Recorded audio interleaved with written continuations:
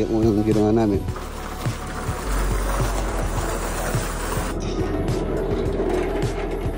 Pasmut. Muna namin pigibain dahil gawin pa po tayo.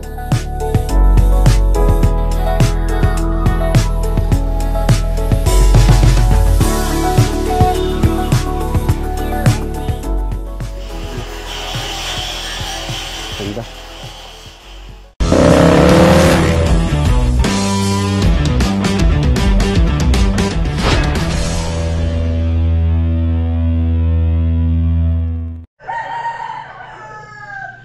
Good morning. Time check. 5:40 ng umaga.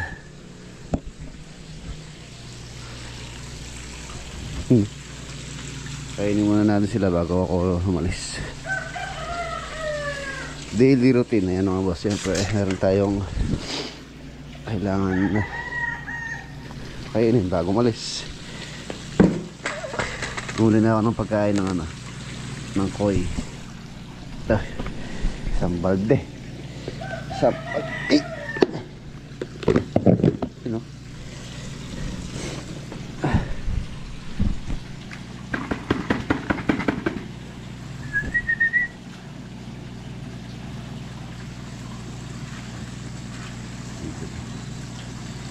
Naamoy nila yan.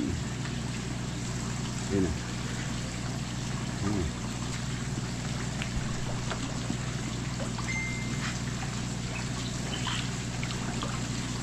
Right.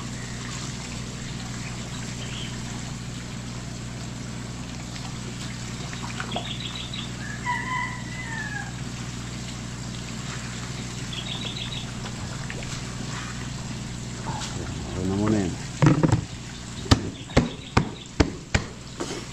Okay. Ang lakad natin ngayon mga boss sa Angat, Bulacan. Ay, patayin ko muna yung mga ilaw. Okay. Bale yung ginagawa namin ng perimeter fence, pintura na lang ginagawa nila, master den doon. So baka matapos na po sila ngayon. Tapos nandun po pala si Kuya Renato, yung owner nung Angat project. So tingnan natin kung ano yung pag-uusapan namin na susunod na papagawa po nila.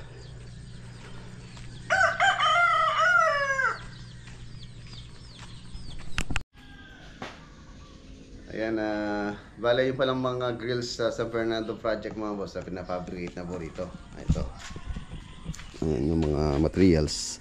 Simple lang naman po yun. Simpleng grills na medyo matrabaho konti. Ayan yung design niya.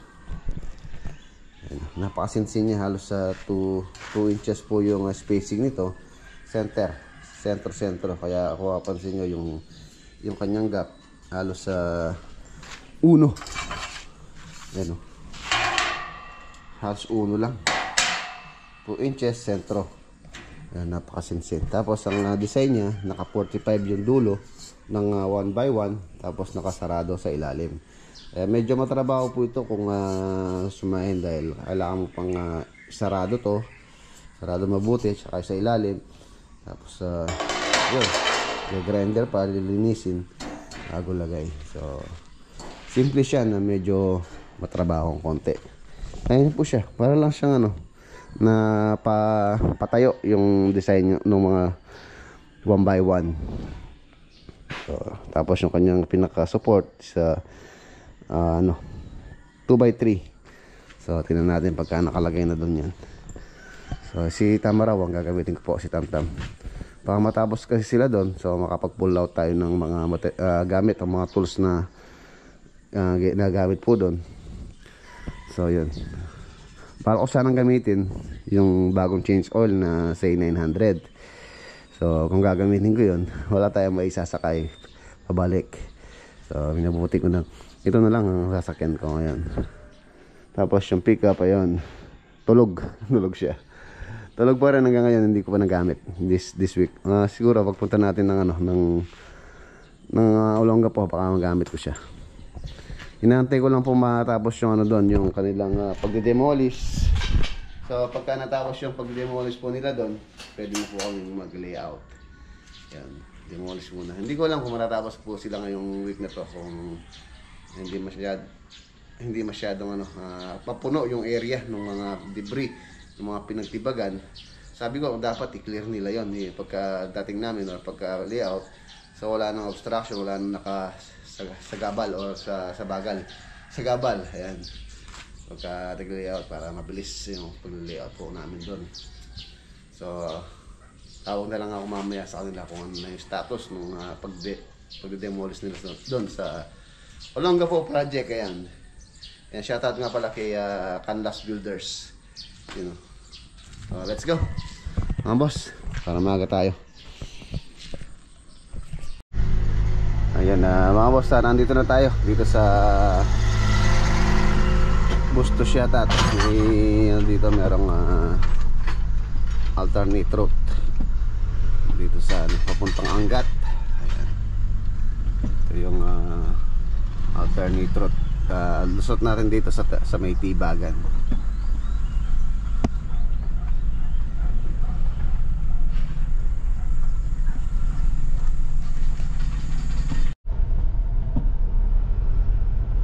Ayan, nandito na tayo mga boss dito po sa Angat.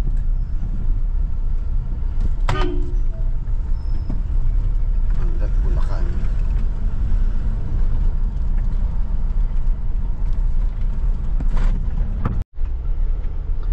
Ayan, nandito na po tayo dito sa Angat project.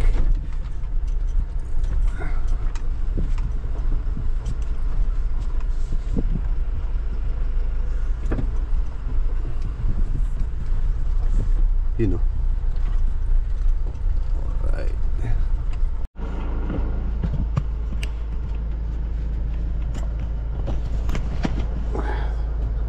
Pasok tayo.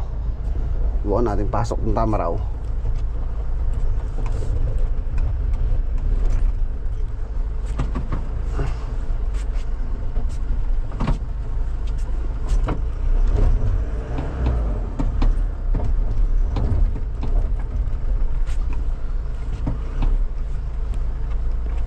Clear na ito.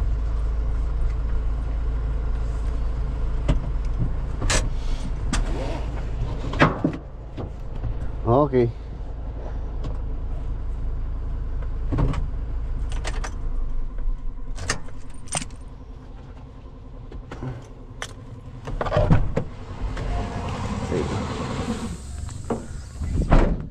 Morning, Rex. Ay, good morning.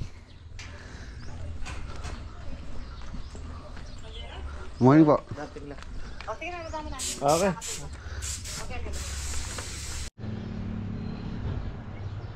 So ayan po mga boss, ito na po yung bakod perimeter fence na ginawa namin or project dito sa Angat. Ayun na, same nung design itong gate ni owner, yung ginawa namin dito, sliding.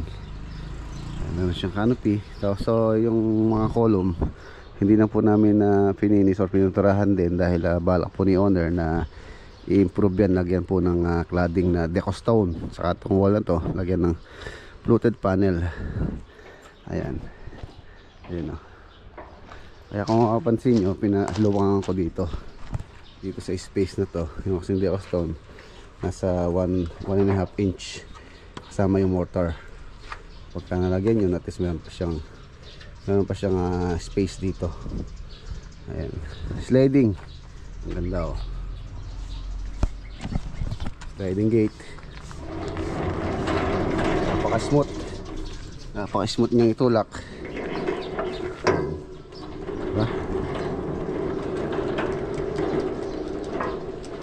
Okay, ayan. Tapos yung opening po nito 4 meters opening niya, so maluwang siya para pagka dating ni owner, so dire-diretso siya dito. Tapos sa balak din po nilang ipa-automated to para palagyan ng motor, automatic gate. Ayan. Tapos yung service gate niya ito, ganoon din yung design niya, same 1x1. Tapos 2x3 yung kanyang frame, pillow block ang kanyang hinges, taas baba. Kaya meron kaming abang na wire dito para sa power supply nung motor pagka in-automate na. Handle nya, ayun, lock natin. Yan, lock. Padlock siya rito sa ilalim. Lock na yan. Pagka automated naman po, wala na siyang hindi na siya nilalak kasi hindi mo po mabubuksan yan pagka mano-mano mo bubuksan. Pagka naka-automate na, it's either na ipapatayin yung dito, for example nawala ng kuryente, so meron lang pong dun sa motor, unlock lang yung kanyang pinaka gear para maging automatic, siya, may slide pagka walang power. Ayan. So yun, dito na po siya. Halos sa retouching na lang. Tapos yung siguro na to, nandito na po siya. Umuwi siya from Canada. Pinag-usapan na rin po namin yung balak pa nila dito. Ayan, meron po kaming in-actual na layout dito na ang balak po nila dito mga boss is A-frame house. Ayan. Ang sukat na nakuha namin or na-layout namin dito, ayan, halos kasing size po nung kay Kapitan yung ginawa po namin sa Tarlac. Shoutout kay Capsernan Cruz from Tarlac City, tsaka si Ate Marites Cruz ng Tarlac. Ayan, 4 meters yung kanyang pinaka lapad dito, tapos 5 meters yung haba niya. Ganyan, same size, pero yung kaibahan po nito, meron siyang extension dito. Ayan, ito open lang po to, tapos meron siyang loop sa taas. Ito naman extension dito. Ito yung pinaka kitchen, the same time na rin, pinaka dining area dito. Dito daw yung pinaka lababo, tapos may CR siya dito sa labas, which is yung access niya is double or Jack and Jill. May pintuan dito, may pintuan doon sa loob para pagka may guest sa loob, so hindi na siya lalabas para pumasok dito sa CR.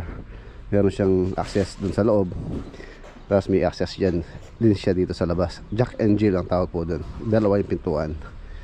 So yun, ayan na po.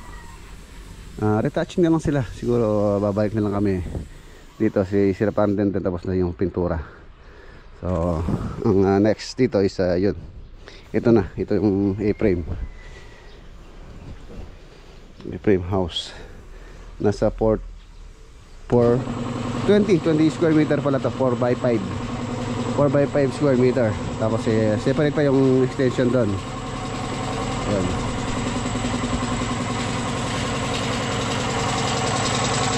Ayan siya. Silipin lang natin itong bahay.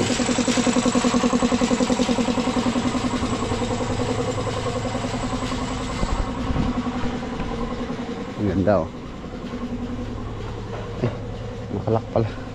Makalak pala doon sa lahan. Ayan. Ayan oh. So smooth na smooth. Ito po yung previous project namin last 2 years ago. Ganun pala laman yung babaran ni Kuya Renato. Ayan. Swimming pool.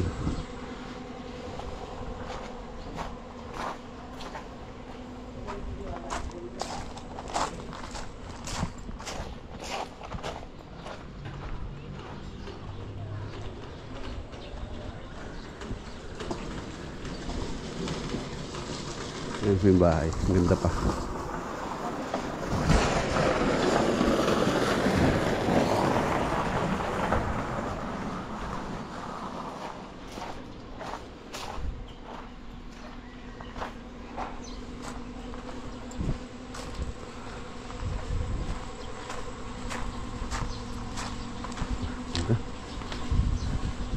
Dito meron pa pong dito, grills sa area na yan.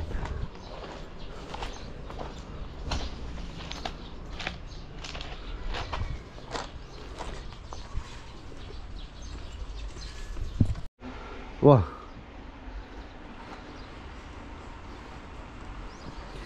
Ayan mga boss, pull out pull out ko na yung mga pintor dito. So pagbalik na lang natin na yung susunod na namin yung A-frame. Ang ganda nitong nabaling ni ate, oh. Mahilig po siya sa sa bonggambilya. Si Ate Mary Grace. Pangalan pa yata, oh. Royal Garden. Ay, dito niya siguro in order. Royal Garden. Ganda. Ang mahal, 3,005. Asan? Ayun to pare. Same ratio. Ito, may halaga yan. May halaga. 3.5 yan. 3,500 yan. Yun, 2,000. Huh? 2,500. Mahal din eh. Ayun, may halaga. Ang halaga ka ng bonggambilya, mahal pala. Ganda ng mga puno niya, oh. Yung mga yan, mga grafted eh. Grafted, kaya mahal.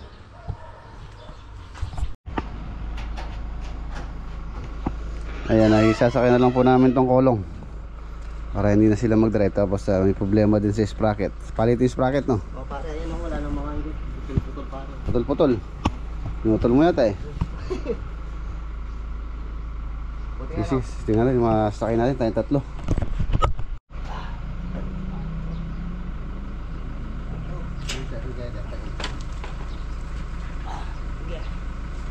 Ay, nakakambyo ata.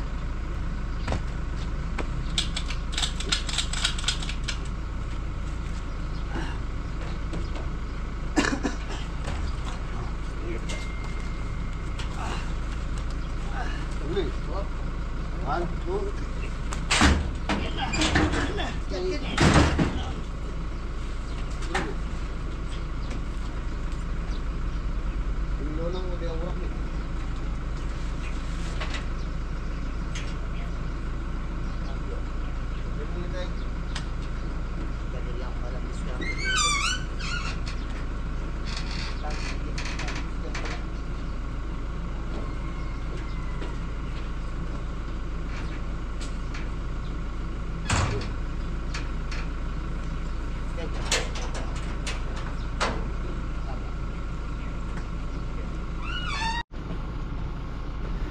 okay. Sakay na po namin yung tolong. Hangin nyo muna yung compressor. Pero tayo pipinturahan muna doon.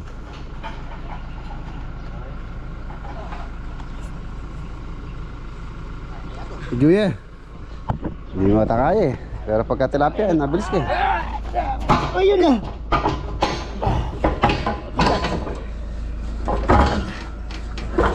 Oh, sira ya.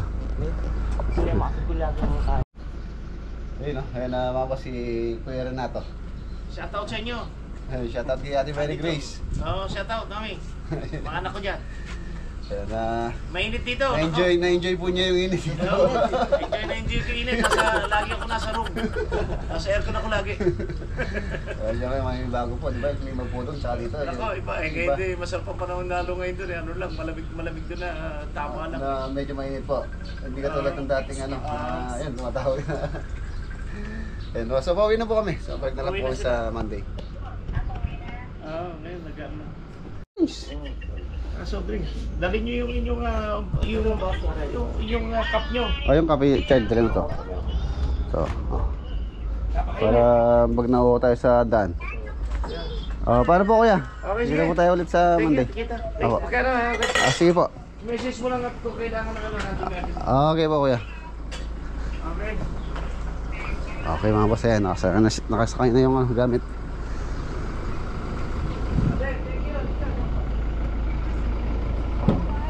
Let's go! Walong grand winners ang pipiliin ng outdoor para sa bawat kategorya ng photo contest. Nandito na po tayo.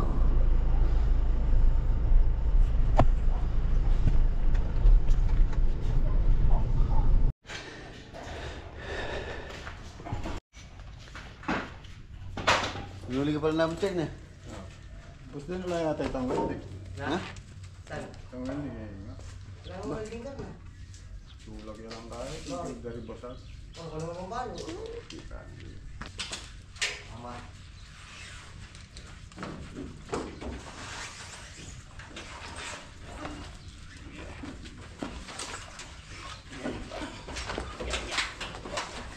Yeah. Ano? Tara, binili na eh. Ikaw naman mapigil ka tuki ko.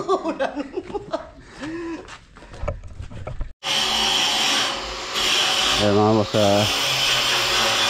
pinturado lang tong ano, itong mga grills sa Fernando. Ano? Ganda. Merenda. Uy, merenda muna tayo. Habang malamig-lamig pa itong halo-halo. Halo-halo muna tayo.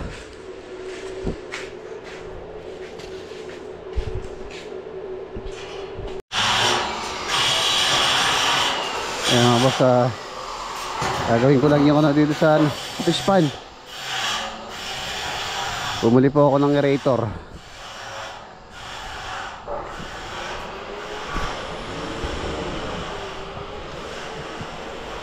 Ayun yung tambak na galing San Fernando. So yung pong sobra-sobra pinauwi ko rito para madagdagan yung tambak dito. Sayang din naman. Yun o.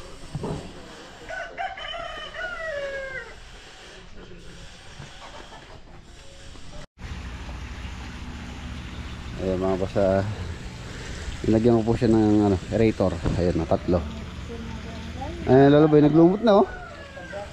Lumot na. Mga boss, nag-umpisa na po siyang magkalumot dahil nga sa tindi ng init. So hindi naman po umiinit naman yung tubig. Ayan oh, malamig yung tubig. Ang problema lang nagkakalumot, which is hindi ko alam kung okay lang naman po yan sa mga koi. Pakainin lang natin. Hapon na naman.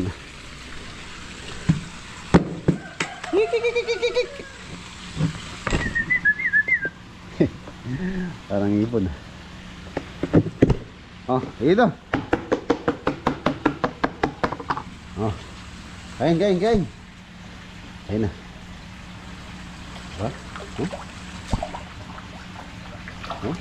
Gutom na gutom. Maamon sila oh.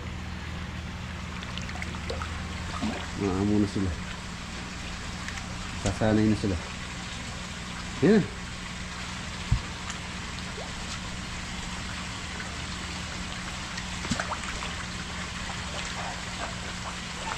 Pagawan sila eh.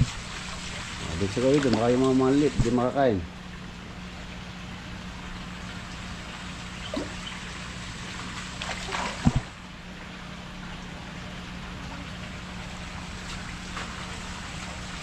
Okay na yun. Isa pa. Okay na yun.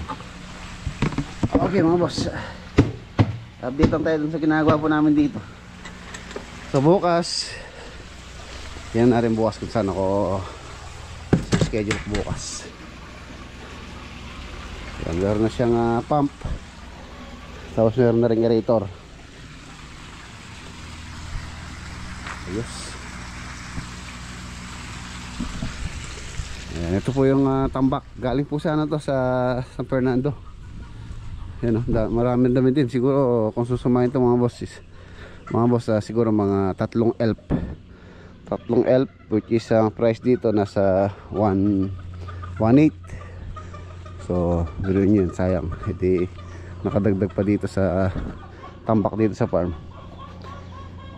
Wala po kasing pagtatapunan din na malapit doon. So no choice tayo, talagang hakutin. Parang den. Saka si Richard. Uy, bukas na ng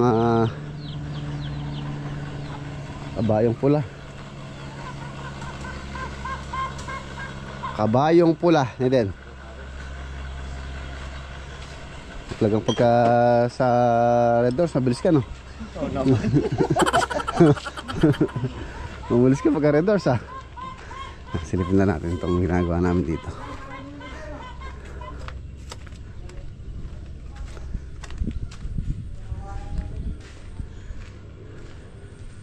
Ayan, naka-3 na po siya. 4 po yan 4 na span. So bukas, mabilis na lang to dahil matagal lang po ito. Ayan, naka 45. So ito, finish na. Naka 45 siya. Sasarado pa. Ayan. Kabila ang kailangan sarado. para hindi kasukan ng tubig. Ayan. Maganda po ito pagka nakakalagay na siya doon. Kakaiba yung design niya. So next nun, yung gate na po tsaka yung service gate.